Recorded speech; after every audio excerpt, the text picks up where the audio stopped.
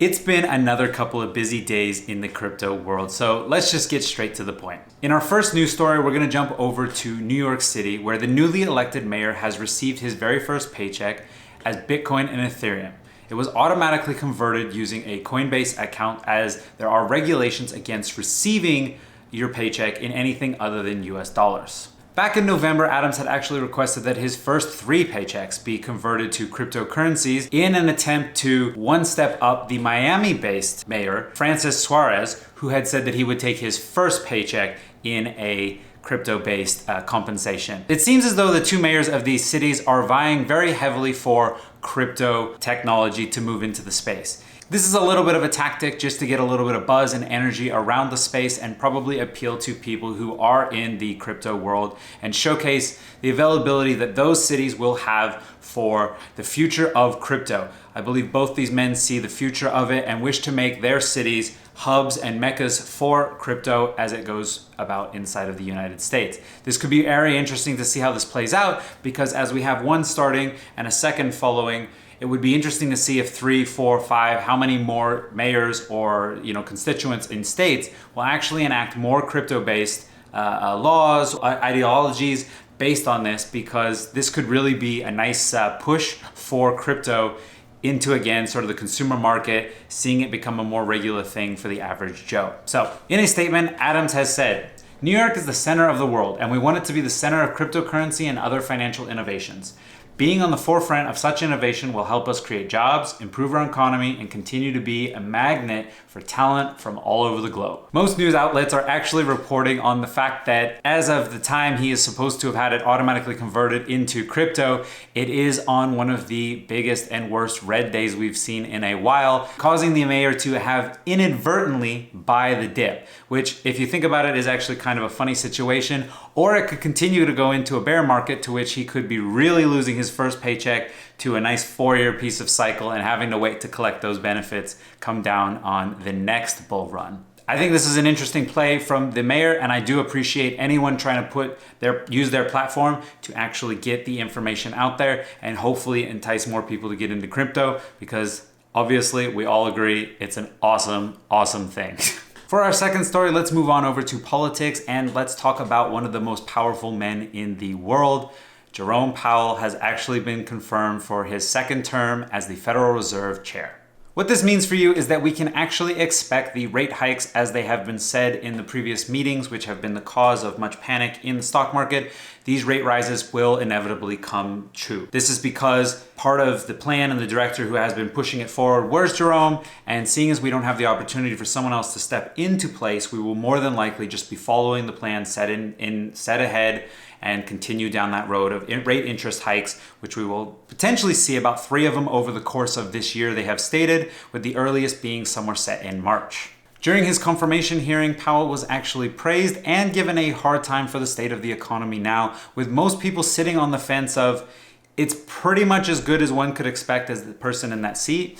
And with the sentiment being from most senators and pundits out there that believe, why would you change someone in a seat when such situations are happening in a moment like this? We're in the middle of the thick of it. It now is not time to change leadership, and could potentially result in a worst case scenario. That does not mean that we are going to actually see better results just because he is going to be continuing his second term, but it would more than likely help the situation if the plan is just maintained as it was going before he started. You generally don't want to change seats in the middle of some action plan, because again, things can go haywire very quickly, or at very least, it could be a scapegoat. So maybe they should have thought about that before they actually decided to put him in. They could have changed seats and then just been like, that guy messed it up. I don't know, this is very interesting, but this definitely confirms the rate rise concerns that we have is the stock market. So let's see what Bitcoin, let's see what the crypto market can actually do, and if it can break away from the US economy and stocks. Because if we do get rate hikes and we start to see a little bit continued dip in the economy overall, I hate to think that this bull run is over. I'm still holding out, and we'll talk about that a little later in the video. Moving on to our third story, let's talk about some exciting real-world applications for crypto. El Salvador plans to offer crypto-based loans based on Solana's lending protocol, Acumen in the first quarter of 2022. Now, this is exciting because loans starting in this nature can be really a push into the direction of homeownership-backed loans, which would mean a lot for consumers and people who hold assets such as crypto and not having to incur a liability coming out of those assets as they sell them, using them as a down payment. So I'm very excited to see crypto-based loans go through. The El Salvador government is planning on starting with a $10 million line to basically test the waters and see what they can do applying applications to small to medium enterprises. The crypto-based loans will have an interest rate of 6 to 7%, with some going as high as 10%. It is said that 86% of businesses in El Salvador don't have access to traditional banking services. This results in them looking for financing elsewhere and can ultimately end in a loan shark situation with crazy percentages, and CoinDesk actually reporting it as potentially being 2,300%. Now that's quite a large percentage. It seems to be about 20 to 25% a month, which is unheard amount of interest and something that it looks that the El Salvadorian government is looking to combat and help their citizens with these crypto-based loans. Let's look at the process and see how it's going to end up being. Acumen will convert crypto into stablecoins. They will then send US dollars to the government, which plans to deliver the US dollars to Salvadorian businesses. From there, the Salvadorians will pay back their interest and the capital and the principal using US dollars, in which turn the government will return the US dollars to Acumen, thus paying off the loan. As I said at the very beginning, this is kind of exciting for real world applications of crypto. I see that governments lending out to small businesses and enterprises is just the right step in the direction for us to ultimately get some consumer-based products, which is what we all really want, is a consumer-based product so that we can purchase our crypto assets, leverage perhaps a loan based on those and not selling our assets, and be able to even get into a crypto-based loan where we can convert those directly through them as a down payment and not have a tax liability hit on it because they accepted the Bitcoin. There wasn't actually a sell on our part. So I'm very interested in seeing these sort of loans go all the way through. I'm also interested to see how this goes as far as the mortgage industry, because what we believe will happen is that the mortgage contracts themselves will become a lot easier and simpler when crypto gets fully involved and is really fully regulated on the mortgage side. Because right now you have to go through a lender, and there are a lot of fears and concerns about the users and people on the other end of it, and there's been a lot of bad actors and a lot of fraud and people taken advantage of in those situations. There's still a lot of mistrust after 2008, so it would be really fun to sort of see that taken all out, and really the only time you go to a mortgage broker is advice. You're going for an advisor. And in that case, then you're going to be vetting good information and people who seem trustworthy. And they don't actually handle the money. They really just kind of point you in a different direction, and you have to maybe pay a premium for those services. So that's kind of where I think it's going to head. But again, I'm really excited to see where it goes, because I would love to buy a $300,000 house on my phone. Sounds kind of scary, but it would be exciting for sure. Okay, so I quickly wanted to show you what it looks like when I try to visit the Acumen protocol or their landing page, and I'm actually greeted with this message, which let me zoom in for you. We can actually see it prohibits I'm in a jurisdiction that they do not want to really deal with. This is what you will get predominantly from countries who really just don't want to play the game with the US or are just avoiding any entanglement with the US sort of regulations.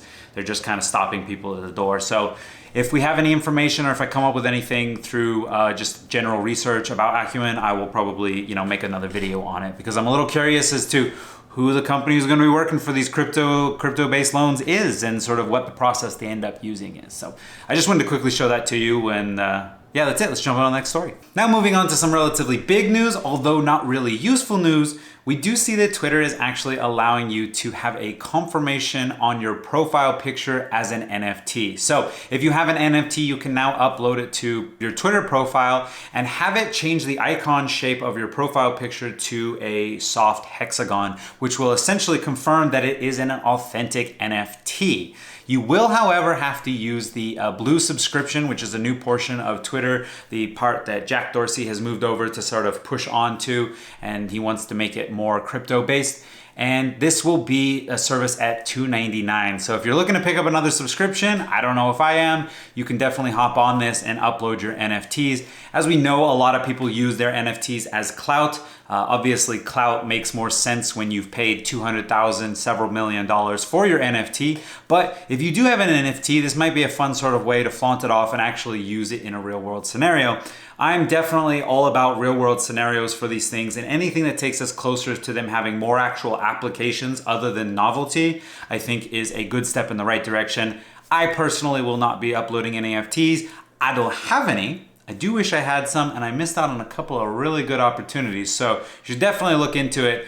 But yeah, I don't know if I'll be paying $2.99 for the service on the Twitter, but let me know what you think about that as a paid service, because when I look at a lot of the promotional material, again, they're kind of selling it as a silly novelty. It's kind of like a fun thing to do. So again, like I said, it's kind of big news, but it's not really useful news. And in our final news, I really wanted to talk about the elephant, or should I say the bear in the room, as Bitcoin and the entire crypto asset class has actually been on a bit of a nosedive as of late. Bitcoin has recently reached a low of 36,000, which to this point has been a very low point for the asset class in this bull run. And many speculators out there are actually calling it to have dropped below the consolidation range, which they believe to between 42,000 and about 38,000 was where it was to be thought that if there was going to be a maintained bull rally, that's where the consolidation range would be. This confirming for a lot of people that we have entered a bear market, and there is no concern about it. It is official. This is what's happening. Most people saying that a $38,000 to about $24,000 being a sort of lower range, which we could enter into a bear market. So I would say that holding on to your bags and holding on to anything else you've got while we sort of weather this and see what happens here over the next few months should be interesting.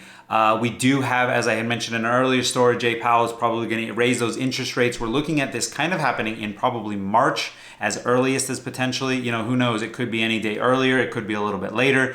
But in the next month or two, we're going to see some more sort of hawkish responses from the Fed, which could cause the entire asset class, or all asset classes, to just kind of pull back a little bit as people sort of go risk off on all of their assets. So this is unfortunately some negative news. I've been kind of considering the bull run a little bit of a tangent that could continue through the rest of this year.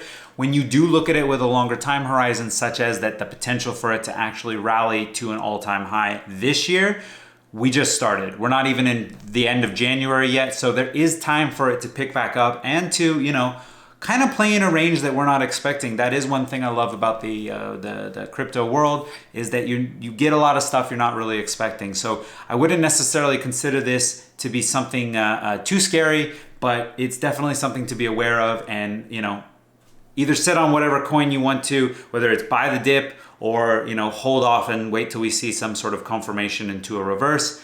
Either one of those, you just got to make sure you stick with your guns on it. Let's jump on over to CoinMarketCap and just kind of have a look at all the red. All the red. There isn't a single, wow, that's quite a daunting little thing to look at. There isn't a single green. Oh, look, PAX has made it green. So, I don't think there's much else to be said there. As we can see, market cap here, this was previously at, when we were in the range above 30,000, 40,000, this was at a $2 million market cap. So we've lost about $400 billion in the last 7 days or so. We can sort of see this steep line here. It's right here. I'm looking at a 7-day drop of 15%. That's quite a big amount. Let's look at a 1 month and just sort of see where we were from that all-time high. Well, this wasn't actually even the all-time high. 3 months was there. There we go. There was an all-time high, 67,000. Yeah, that's quite a downturn. So this could potentially be it, guys. I mean, we've got this last step here on these last 7 days. These last few days here have been pretty brutal. This one has actually just been the last day, down $36,000. So let's just keep an eye on it. Obviously, Ethereum, anything other than Bitcoin is going to be hit harder. So if Bitcoin goes down 15%, every other altcoin, Ethereum is an altcoin, are going to be considered hit harder. We've got this way below 3,000, right? This was sitting somewhere at 4,000 change before. This is a hard hit too. So I'm not happy to see it, but again, keeping long time horizons on there. I would just think about holding your bags a little longer, and worst case, next Bitcoin bull run. We know it's going to happen. I mean, I say that so confidently.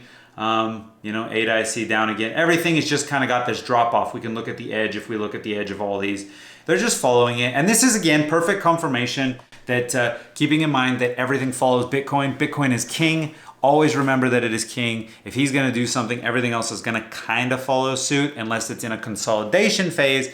Then altcoins can rally and play a little bit. So keep that in mind. All right, guys, thank you for watching, and I hope you found it useful. If you did, you know what to do. Subscribe, like, any of those jazz. It all helps if you found it useful and you made it all the way to this point.